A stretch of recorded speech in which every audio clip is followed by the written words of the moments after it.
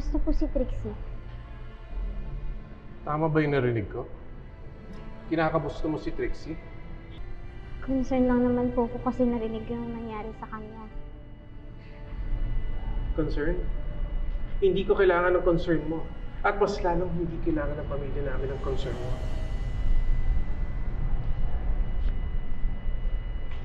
Dahil sa'yo, Lilet. Dahil sa'yo nasira ang buhay ni Trixie. Dahil sa'yo at mga demonyo mong amos.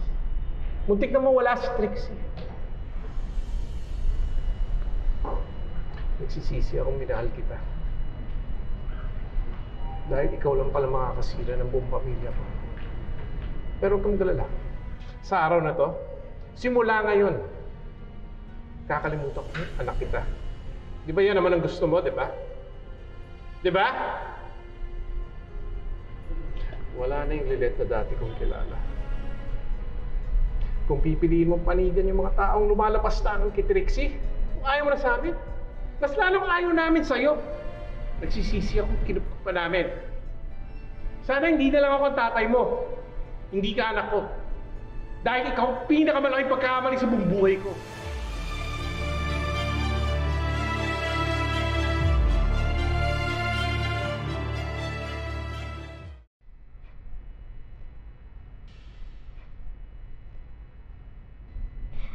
Parang linyahan lang sa mga teleserye ah.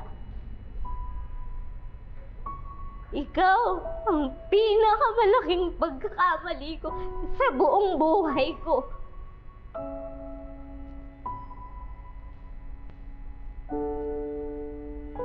Alam mo, sasta mong yan, sa mga pinapanigan mong tao, nagkamali talaga ako.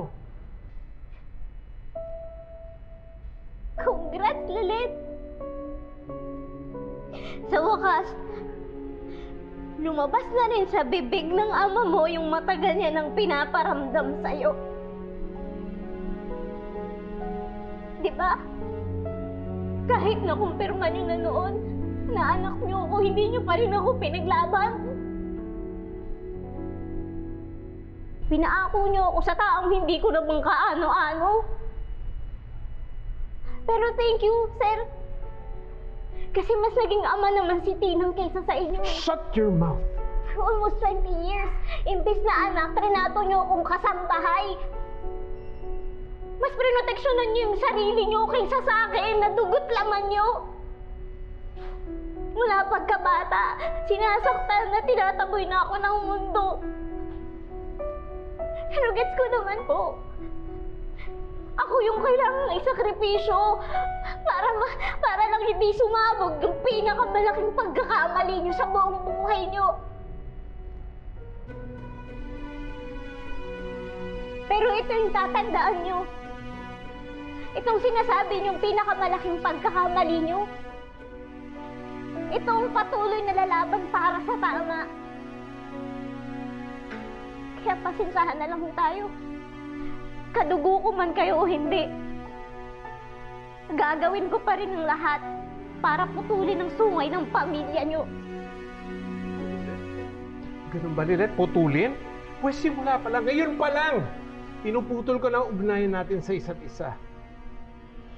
Hindi na tayo pamilya. Hindi na kita anak. Tandaan mo yan, Lilet. Isa lang tuldok sa nakaraan ko. Isang tuldok na dapat ibaon na sa limot. And let this sink in, Lilet. You are nothing but a mistake. Remember that.